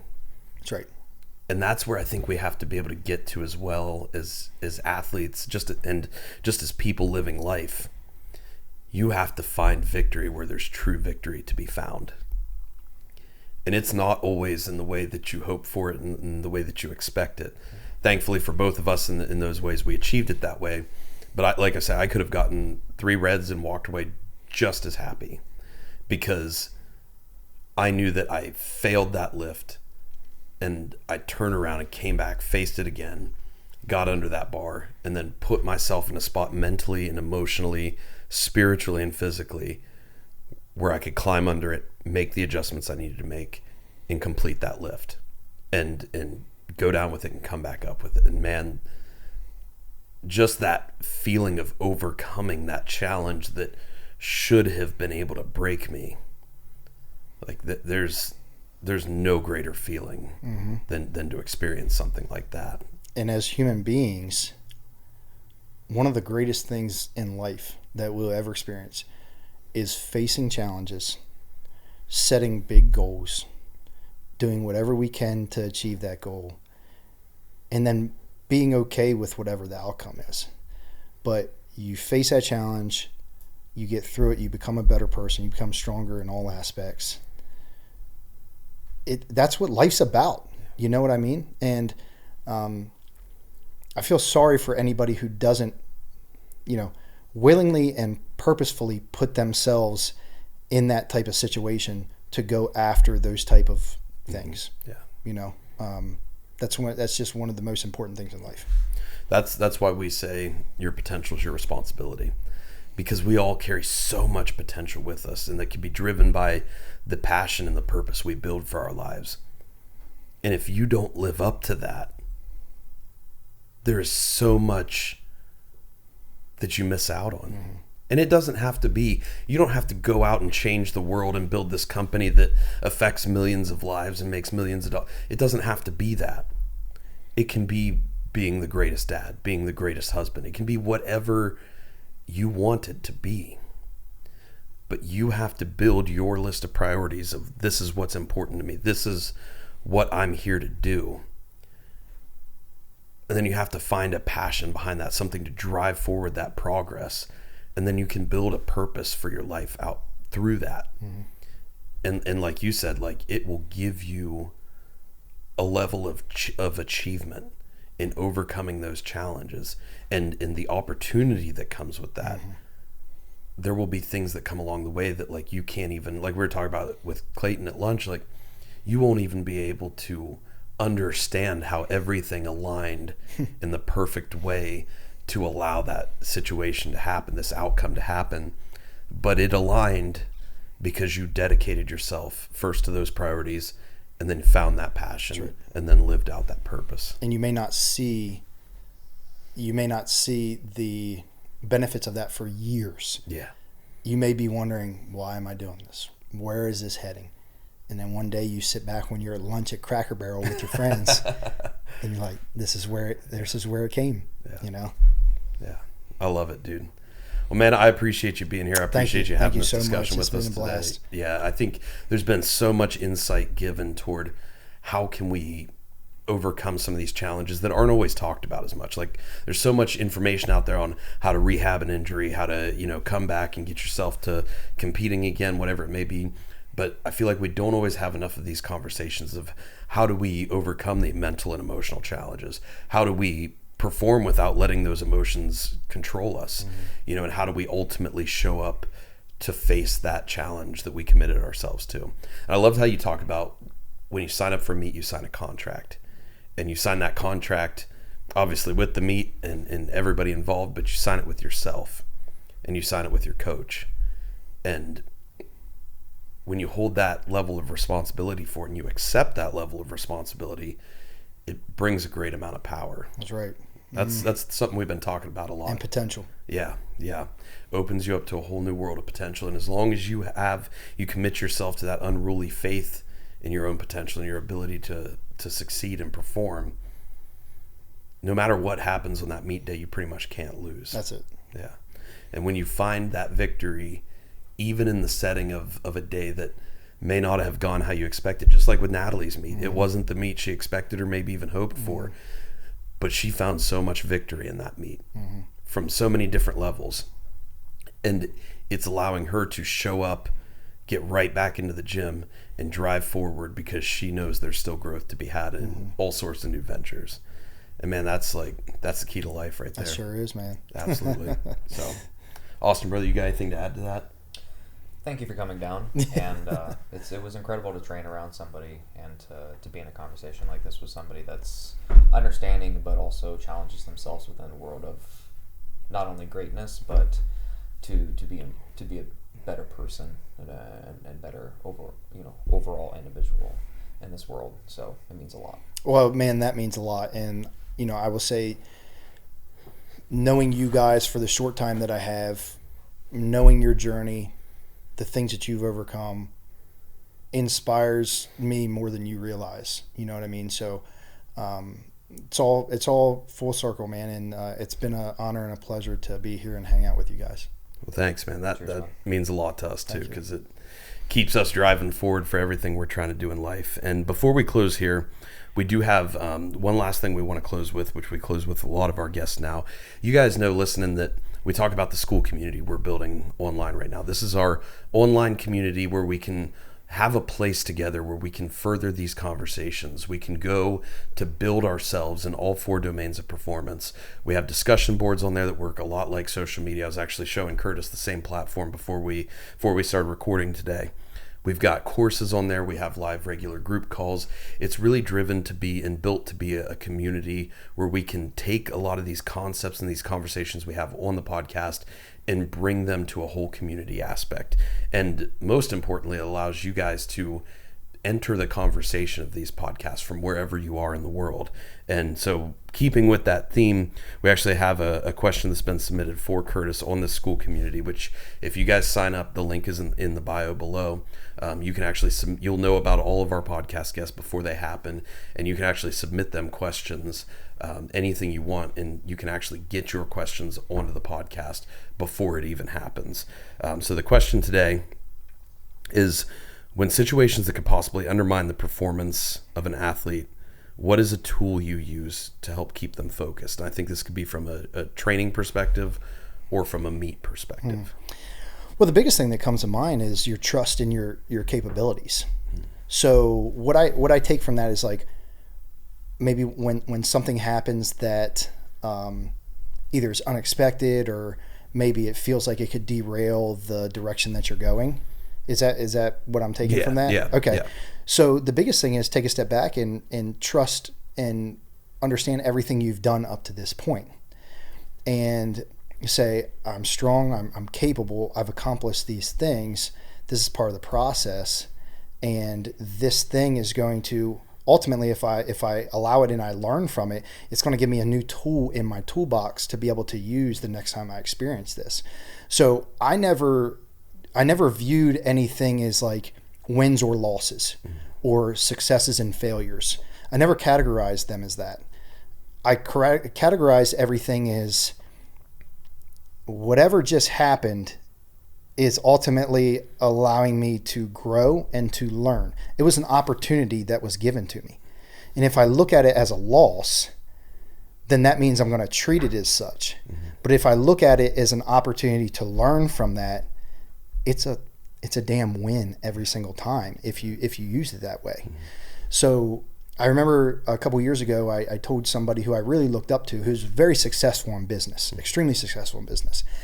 And I said, well, I don't really feel like I failed at anything before. He goes, his exact words were, well, that scares me. And I go, well, I want you to understand what my viewpoint is of failure. When I miss a lift, or when I miss an opportunity, or when I do something wrong,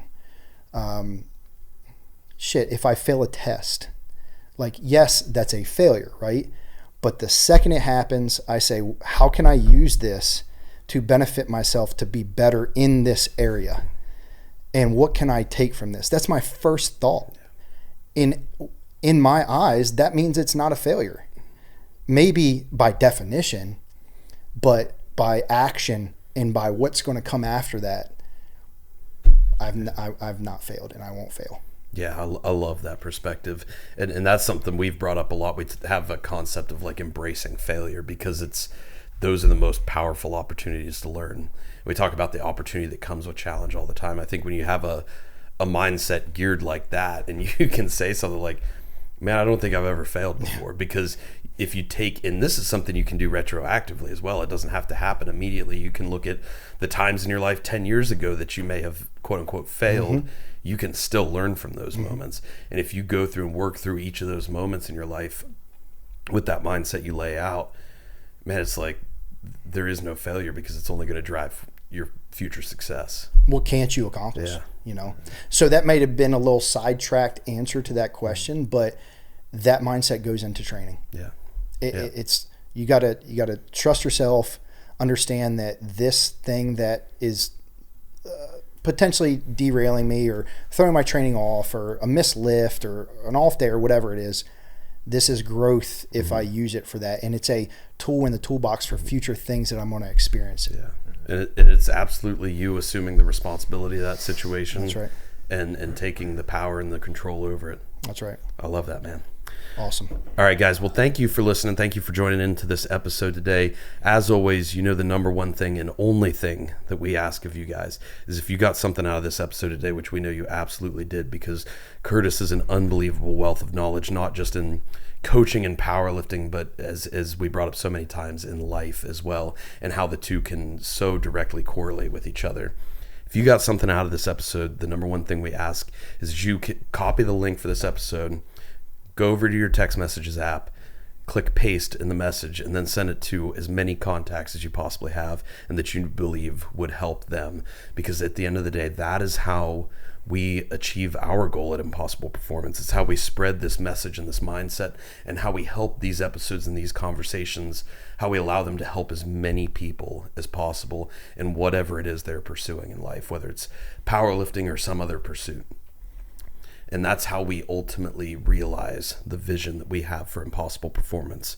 Because at Impossible Performance, we are striving to build a global culture of strength, fostering a spirit of growth in constant pursuit of the impossible.